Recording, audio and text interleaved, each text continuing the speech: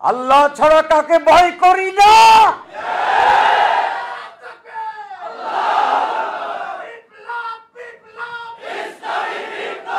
আল্লাহ ছাড়া কাউকে পরোয়া করি না। আমরা এই পৃথিবীর শ্রেষ্ঠ সন্তান, যারা সত্যের জন্য লড়াই করে, মানুষের অধিকারের জন্য লড়াই করে, স্বাধীনতার পক্ষে লড়াই করে, মুক্তির সংগ্রামে অগ্রসেনানীর ভূমিকা পালন করে, যারা হাজারো সম্পদকে লাথি মারে আল্লাহর দ্বীনের জন্য, যারা পেটে পাথর বেঁধে নাই তাকবীরের স্লোগান দিতে পারে,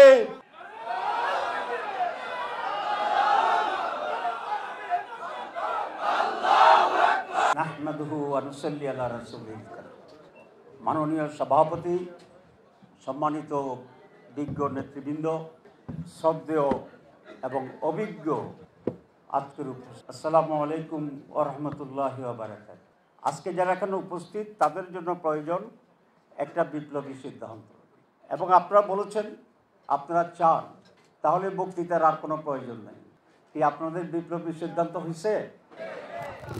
সেটা কি আপনারা রোপণ হবেন? না, এটা আমার কাছে গুরুত্বপূর্ণ নয়। রোপণ হইলেই বিপ্লব হবে এটা নাও হতে পারে। রোকনিয়াত হচ্ছে ইমানের একটি প্রাথমিক স্তর, এটা কোনো মধ্যম কিংবা চূড়ান্ত স্তর নয়। এটি আপনি সুউচ্চ জায়গার জন্য প্রথম সিঁড়িতে আপনার পাকে রাখলেন মাত্র, এবং উপরে ওঠার যাত্রা শুরু হলো মাত্র।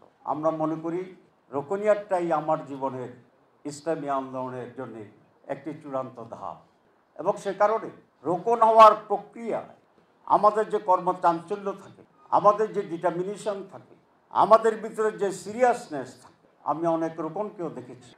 এরপরে তার সিরিয়াসনেসের একটি স্টেডিনেস, স্থিতিশীলতা তৈরি হয়ে যায়।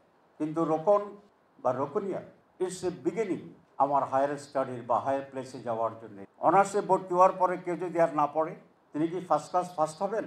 সো রোকনিয়াতকে টার্গেট করা ঠিক হবে না। তাহলে আজকে কী জন্য ডাকা হয়েছে? রোপণ হওয়ার জন্য? ইয়েস। রোকনিয়াত অর্জন করার জন্যে?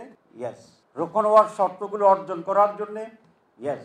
যদি আমি নেগেটিভলি শুরু করেছি টু বি পজিটিভ, এবং এই আন্ডারস্ট্যান্ডিং নিয়েই রোপণ হওয়ার জন্যে I just started my journey. আমি আমার জার্নি শুরু করলাম মাত্র, এবং এটার গতি বাড়তে থাকবে টিল মাই লাইফ। আমার জীবন ততদিন আমি অগ্রসর হতে থাকবো, আমি উঠতে থাকবো। এরকম একটি ডিটারমিনেশন নিয়েই আপনাকে রোপণ হতে হবে। আমরা কেন রোপণ হচ্ছি না? এখানকার মহানগরী আমির কি খুব কঠোর যে চুলচেরা বিশ্লেষণ করে সামান্যতম কোনো ঝামেলা থাকলেই রোপণ করছে না, এরকম একটা বাজে আমির? কি বলেন? দয়ালু? তো দয়ালু হলে আপনারা হচ্ছেন না কেন?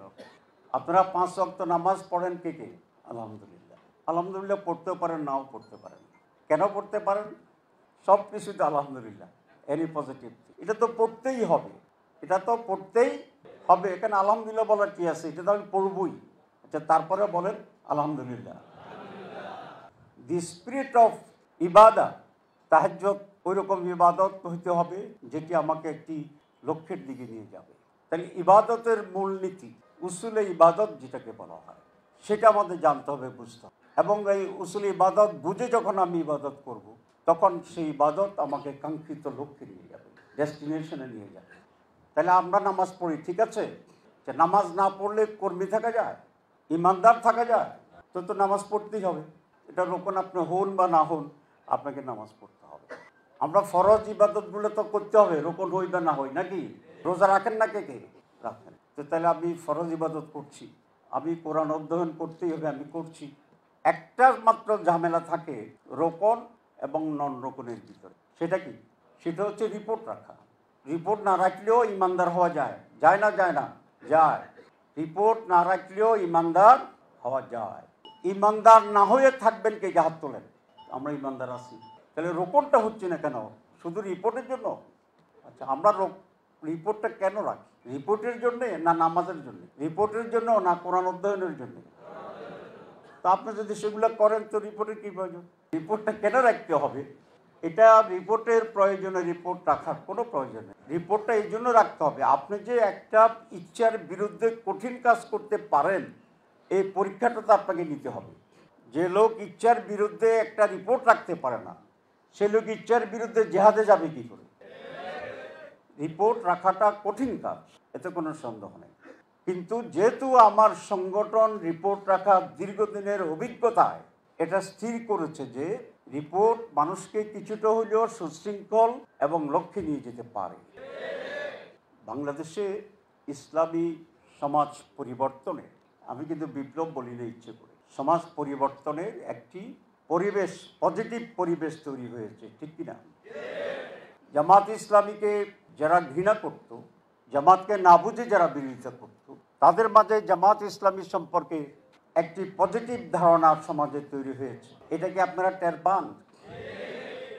একটি মেডিকেল ফাউন্ডেশনের প্রধান, বাংলাদেশের বলা যায় 1 নম্বর ডাক্তার, আমি ব্লাড টেস্ট করতে গিয়েছিলাম নীরবে, টেস্ট করে গাড়িতে ওঠার জন্য সিঁড়িতে দাঁড়িয়েছিলাম। ওই মুহূর্তেই ওই চেয়ারম্যান, মাননীয় চেয়ারম্যান গাড়ি থেকে নেমেই আমাকে দেখে অনেকটা একটুখানি জোরে হেঁটে, ওনার বয়স 84, তো জোরে হাঁটলো আর কত জোরে, কিন্তু ভাব দেখালেন যে একটু জোরে হেঁটে এসে আমাকে জড়িয়ে ধরছে, ধরেই বলো যে তাহির সাহেব চলেন আমার রুমে।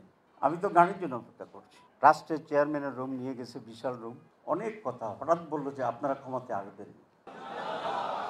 চিন্তা চেতনা, উনি আমাদের বিপরীত মেরুর মানুষ। তা বললাম যে স্যার এবার আসবো না। ঠিক আছে, বলছি এবার আসবো না, এর মানে কি পরের বার। তারপরে আমাকে বলে যে মহিলাদের কি করবেন? তা বলে মহিলাদের নিয়ে কি করবো? কিছুই করবো না। যে বোরকা পরবে পরবে, যে পরবে না পরবে না, যে মুখ ডাকবে ডাকবে, যে ডাকবে না ডাকবে না। তাই নাকি? স্যার আমরা কোনো কিছুই জোর করে চাপাই দেব না। তারপরে বলে যে হাত টাত কাটবেন কখন? তো আমি বললাম যে স্যার আমরা এখন ওয়েলফেয়ার স্টেট করব। কি বলেছি? ওয়েলফেয়ার স্টেট করব। উনি বলে তাহলে তো কোনো সমস্যাই নেই। তা বলে স্যার আসলে তো সমস্যা নাই, এটা তো সমস্যা তো আপনারা আমাদেরকে না বুঝে বিরোধিতা করেন। তারপরে বলে যে আপনি যা বলছেন আমি তো অবাক হচ্ছি, যদি তাই হয় তা আমি আপনাদের সমর্থন করি। এই যে কড়া বিপরীতের মানুষ। তাহলে this is the position of Jamaat Islami. যে দুটো ইস্যু উনি অ্যাড্রেস করেছেন, আমি তাকে ধন্যবাদ দিলাম। কি বলেছে? সমাজে অনগোয়িং কিছু সমস্যা বা বিভ্রান্তি সম্পর্কে কথা বলেছে, এবং এটা আমাদেরকে এগুলোর সমাধান করতে হবে, মানুষকে ক্লিয়ার করতে হবে। যদি আমরা ক্লিয়ার করতে পারি, আমরা যা তাই যদি মানুষ জানে, তাহলে বাংলাদেশের উচ্চ শ্রেণীর মানুষেরা যারা আমাদেরকে আগে ঘৃণা করতো তারাই বলেছে কোনো সমস্যা নাই। আপনাদের প্রতিটি মানুষের কাছে যেতে হবে, নারী পুরুষ নির্বিশেষে, শিক্ষিত অশিক্ষিত নির্বিশেষে। আগে জামাত ইসলামের কথা বলে কোনো উঁচু জায়গায় যেতে আমাদের পা কাঁপতো। ওই ভদ্রলোক কি বলে কিভাবে নেবে? এখন কি সে অবস্থা আছে? এখন পা কাঁপানোর রোগ থেকে আমাদের মুক্ত হইতে হবে। আল্লাহ ছাড়া কাকে ভয় করি না,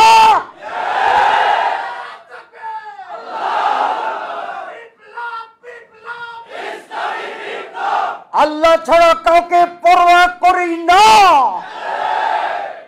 আমরা এই পৃথিবীর শ্রেষ্ঠ সন্তান, যারা সত্যের জন্য লড়াই করে, মানুষের অধিকারের জন্য লড়াই করে, স্বাধীনতার পক্ষে লড়াই করে, মুক্তির সংগ্রামে অগ্রসেনানীর ভূমিকা পালন করে, যারা হাজারো সম্পদকে লাথি মারে আল্লাহর দ্বীনের জন্য, যারা পেটে পাথর বেঁধে নাই তাকবীরের স্লোগান দিতে পারে,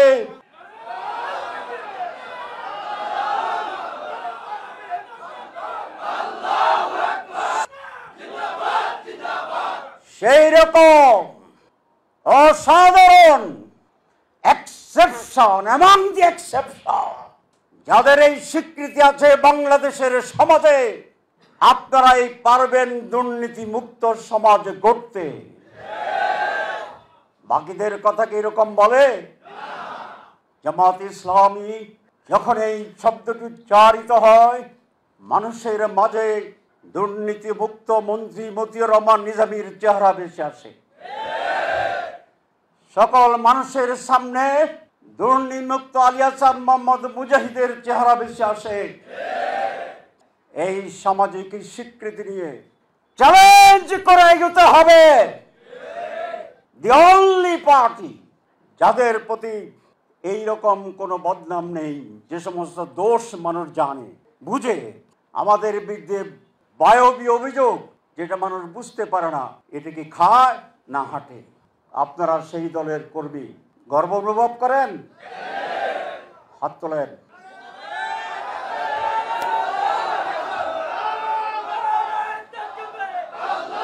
ঠিক আছে, ঠিক আছে, ঠিক আছে। আমি যদি এখন জিজ্ঞাসা করি বা হাত তুলতে বলি কারা কারা জীবন দেবেন, আমি জানি কারো হাতেই নিচে থাকবে না, সবাই উঠাবেন। মাওলানা মওদুদী বলেছিলেন আবেগে জীবন দেওয়া সহজ, কিন্তু তিলে তিলে আন্দোলনের উপরে ইসলামিক কোয়ালিটির উপরে টিকে থাকা আরো অনেক কঠিন। সেটাই আমরা প্রমাণ করছি। কি রোকন হবেন? বক্তৃতা শেষ করে দেব, আর যদি হেজিটেশনে থাকে আরো 1 ঘন্টা বক্তৃতা দেবো। কোনটা পোষাবে দেখেন। ঠিক আছে, রোকন হবেন না? কে কে হাত তোলেন? আলহামদুলিল্লাহ। এটা আমাদের জন্য খুবই দুর্ভাগ্যজনক। এই যে সামনে যে চেহারাগুলো দেখছি, আলহামদুলিল্লাহ তাজা জীবন আছে। মৃত লোক আমি একজনকে দেখিনি এই হলের ভিতরে।